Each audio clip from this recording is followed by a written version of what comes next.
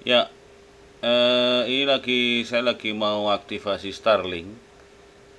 Ya, ini ternyata kena biaya lonjakan ya. Ya, kita lihat biaya lonjakannya berapa.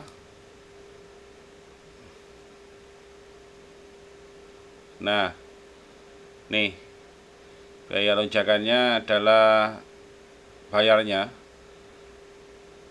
jadinya 16.352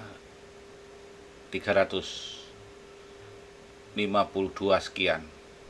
Jadi mau aktivasi Starlink paket residensial kena biaya lonjakan sekitar 14 jutaan. Lalu ada pajak 1.600.000, jadi totalnya ini sama ini semua 16.352. Oke. Tapi ada yang me, kadang melakukan apa ya?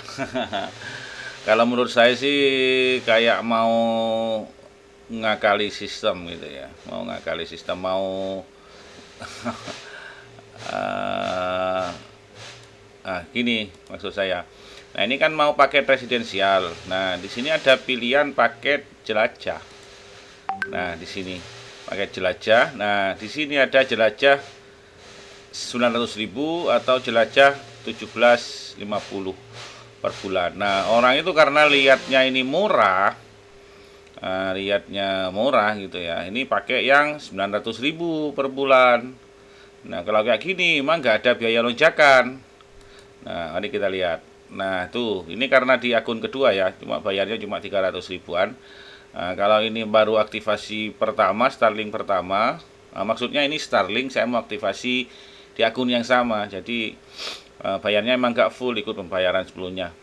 Kalau ini Starlink di akun baru, Starlink pertama, nah ini tarifnya 900.000. Ya, nah 900.000 per bulan. Tapi ada kuota 10 giga. Nah, gitu. 100 giga. 100 giga. Jadi 100 giga nanti kalau habis ya isi lagi. Atau kadang ada yang kayak gini, ngakalinnya itu ada kayak gini, mau ngakalin tapi salah ya. Ada yang pakai jelajah tanpa batas. Nah, tagihannya 101.700-an sekian.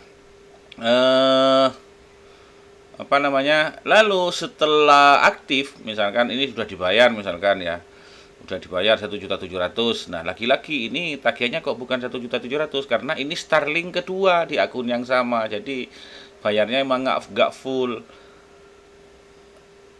Nah, misalkan ini sudah diaktifkan pakai jelajah gitu ya, pakai jelajah tanpa batas yang 1.750 per bulan. Nah, setelah aktif itu dialihkan, diganti paket ke residensial.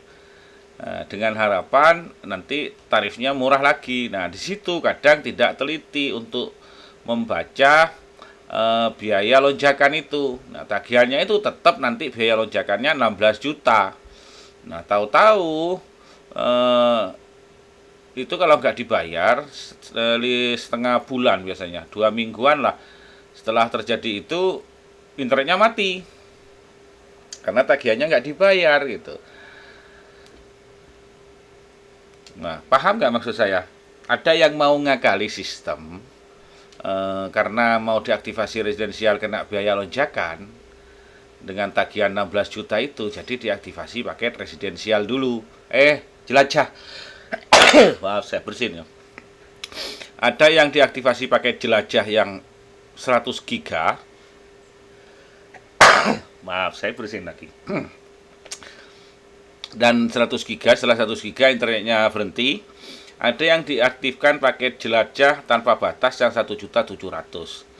Oke, setelah itu pengen jadi residensial, diubah jadi residensial, tetap kena biaya lonjakan. Tapi waktu mengubah paket itu nggak butuh saldo saldo pembayaran, nggak butuh dibayar. Kalau aktivasi ini kan jelas butuh dibayar.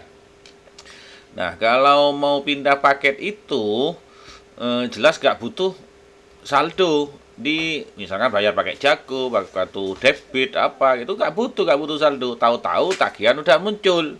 Itu orang-orang yang pengen ngakalin sistem lonjakan seperti itu, yang ya ujung-ujungnya gimana ya, ujung-ujungnya ya ya tagihan besar dan harus dibayar gitu. Jadi kalau memang kena biaya lonjakan, saran saya pakailah residensial yang jelajah tanpa batas, itu aja. Atau kalau dirasa kemahalan ya nggak usah pakai Starlink. Starlinknya kan belum diaktifasi, jual aja gitu kan.